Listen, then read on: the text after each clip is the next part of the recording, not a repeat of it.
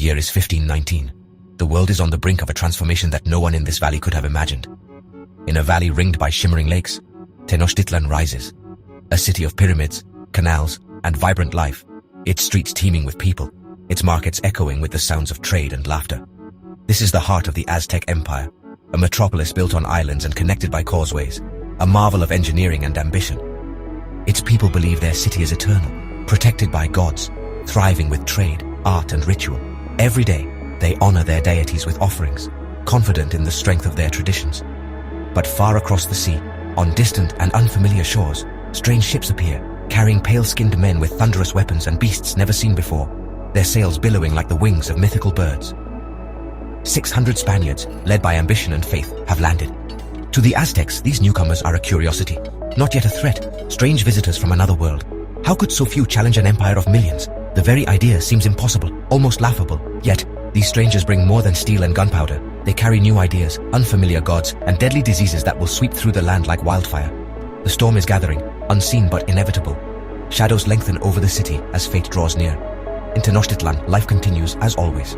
Markets bustle, gardens flourish, priests offer sacrifices, and Emperor Moctezuma ponders troubling omens and strange reports from the coast. The fate of millions will hinge on how he responds to the arrival of these mysterious visitors, whose intentions remain shrouded in uncertainty. Are they men or gods? Messengers of doom or harbingers of a new era? The answer will decide the future of an empire. The people of Tenochtitlan remain unaware. Their world is about to change forever, in ways they cannot yet imagine. The coming storm will test the very foundations of their civilization, and nothing will ever be the same again. Tenochtitlan, the heart of the Aztec Empire, dazzled all who saw it. Its markets overflowed with gold, vibrant feathers, and rare treasures brought from distant lands. Tribute from conquered peoples filled the city's palaces, making it a beacon of unimaginable wealth and splendor in the ancient world. The Aztecs were not only master builders, artists, and astronomers. They were visionaries who shaped their world with ingenuity. Yet, their empire was forged as much by conquest and fear as by creativity and innovation. City-states under Aztec rule paid heavy tribute: crops, precious stones, and even human lives for sacrifice. This relentless demand fueled deep resentment among the subjugated, who saw their wealth and loved ones taken away. The Aztec religion demanded blood. Flower wars were waged not for territory, but to capture prisoners for the gods, turning warfare into a ritual of fear and devotion. For many, Aztec rule meant oppression, not unity. The empire's grip was strong, but it bred bitterness and unrest among those forced to serve. Beneath the capital's order, hatred simmered. The Tlaxcalans, Totonacs, and other peoples longed for freedom, quietly plotting resistance and dreaming of a day when the Aztec yoke would be broken. The empire's strength was also its greatest weakness. It was powerful, but not loved. Its grandeur inspired awe, but also envy and fear. Aztec society was rigidly hierarchical. At the top stood the emperor, followed by nobles, priests, and warriors. Merchants thrived, but at the bottom, farmers and laborers toiled with little hope of rising above their station. Strict laws kept order in the capital, but for those outside its walls, life was harsh and opportunity scarce. The promise of justice rarely reached the oppressed. The Aztecs saw themselves as chosen by the sun, destined to rule. But to their subjects, the empire was a force of tyranny, demanding loyalty but offering little in return. This deep division, hidden beneath the empire's glittering surface, would soon be exploited by those seeking change. The empire's dazzling facade hid cracks, resentment, fear, and unrest that would prove fatal when tested. When the ultimate test came, the Aztecs would find themselves isolated, surrounded by enemies, and betrayed by those they once ruled. Their power was immense, their monuments awe-inspiring, but the foundation beneath was fragile and beginning to crumble. In the end, it was this hidden fragility, masked by gold and glory, that would be their undoing. Into this world stepped Hernán Cortés, ambitious, cunning, and relentless. Born into minor nobility in Spain, Cortés was driven by dreams of greatness that far exceeded his humble origins. He was a man who saw opportunity where others saw only danger, and he was willing to risk everything to seize it. He defied orders, sailed with a tiny force, and upon landing, destroyed his ships. There would be no turning back. This bold act sent a clear message to his men. Retreat was not an option, and their only path was forward, into the unknown. Cortés was a master of psychology, inspiring his men with promises of gold and glory, framing their quest as a holy crusade. He understood the power of belief, and he used it to bind his followers to his cause, making them feel part of something larger than themselves. The Spaniards, clad in steel and riding horses, seemed like gods to the natives. Their weapons, armor, and animals were unlike anything the indigenous people had ever seen, creating an aura of invincibility around the newcomers. But Cortés knew 600 men could not conquer millions by force alone. The odds were staggering, and brute strength would never be enough to topple a mighty empire. He needed intelligence, allies, and a deep understanding of his enemy. Cortés sought out those who were discontent with Aztec rule, forging alliances that would prove crucial in the battles to come. His greatest weapon was not steel, but his will, and his ability to manipulate. He played rival factions against each other, turning enemies into reluctant partners.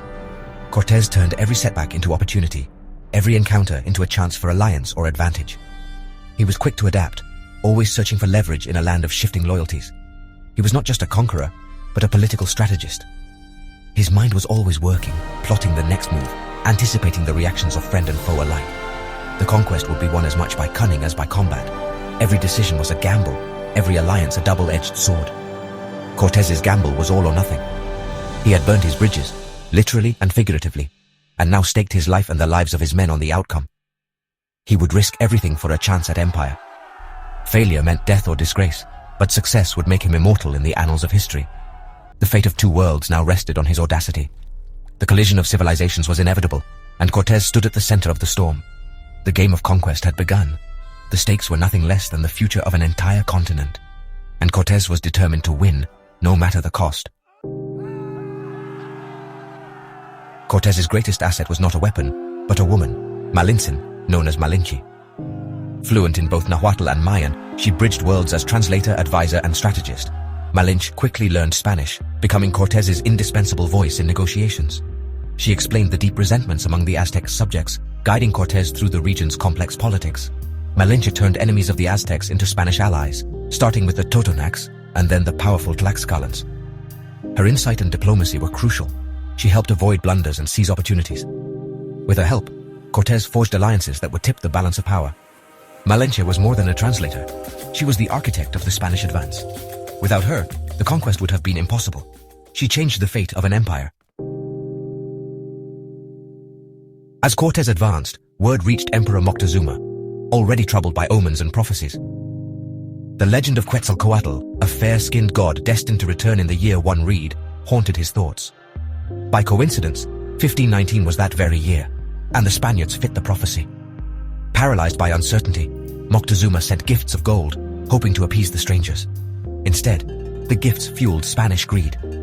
Unable to decide between war and peace, Moctezuma invited Cortés into Tenochtitlan as honored guests. In November, the Spaniards and their native allies entered the city in awe. The Aztecs welcomed them, unaware of the danger within their walls. Moctezuma's indecision would prove disastrous. The fate of the empire was sealed by a single invitation. The Spaniards were treated as guests, but Cortés knew their position was perilous. Surrounded, outnumbered, and vulnerable, he seized Moctezuma, turning the emperor into a puppet and demanding gold. Tension simmered as Aztec nobles grew restless under foreign control. When Cortés left to confront a rival Spanish force, he left Pedro de Alvarado in charge. Alvarado, fearing an uprising, massacred unarmed Aztec nobles during a festival. The city erupted in rebellion. The Spaniards were besieged in their quarters. Moctezuma, forced to address his people, was killed, by his own or by the Spanish, no one knows. With their emperor dead, the Aztecs attacked relentlessly. On June 30th, 1520, the Spaniards attempted a desperate escape. Many drowned, weighed down by stolen gold. Thousands died in the chaos. The Spanish called it La Noche Triste, the Night of Sorrows. It was a devastating defeat. The Aztecs had won a great victory, but the cost would soon become clear. The tide of conquest had not yet turned. A deadlier enemy was about to strike. The battered Spaniards retreated, but left behind a far deadlier foe: smallpox. The disease, unknown in the Americas, swept through Tenochtitlan with terrifying speed. The Aztecs had no immunity. Thousands died in agony, including their new emperor, Cuitlahuac. The social order collapsed. There were too few to tend the sick, harvest crops, or bury the dead. The city was paralyzed by fear and grief. The Spaniards, largely immune, watched as their enemy was ravaged from within. Smallpox shattered Aztec morale and leadership at the worst possible moment. Many saw it as a sign that the gods had abandoned them. The empire's strength was broken by an invisible invader. As Cortés rebuilt his army, smallpox did his work for him. The balance of power had shifted. The final act of conquest was about to begin. The city's fate was sealed by disease as much as by sword. While smallpox devastated the Aztecs, Cortés prepared for a final assault. He built brigantines to control the lake and block supplies, and rallied tens of thousands of native allies. The siege began in May 1521, a brutal, relentless campaign. The Aztecs, led by the young Emperor Cuauhtémoc, fought with desperate courage. Street by street, house by house, the city became a battlefield. The Spaniards advanced by day, the Aztecs counterattacked by night. Starvation and disease took a terrible toll. Cortés ordered the city systematically destroyed to deny the defenders any shelter. The once beautiful Tenochtitlan was reduced to rubble. The siege dragged on for weeks, but the outcome was inevitable. The Aztecs' resistance was heroic, but hopeless. The city's fall was only a matter of time. The end was near. The final days were a nightmare. Ruins, starvation, and death everywhere. On August 13th, 1521, Cuauhtémoc was captured, and the last resistance ended. The Spanish and their allies unleashed a wave of slaughter and looting. The Aztec Empire was no more. On its ruins, the Spanish built Mexico City, replacing temples with cathedrals and gods with a new faith. The conquest was not just military. It was the collision of worlds, and only one survived. The fall was not due to Spanish steel alone, but to alliances, disease, prophecy, and the brilliance of Malinche. The old world was lost, its culture, knowledge, and people decimated. In its place, a new complex reality emerged, the world of modern Latin America. The story of Tenochtitlan's fall is a tragedy of ambition, betrayal, and fate. It is a reminder of how quickly a world can vanish, and how, from its ashes, something entirely new can be born. The city of dreams became the city of memory, a lesson for all time.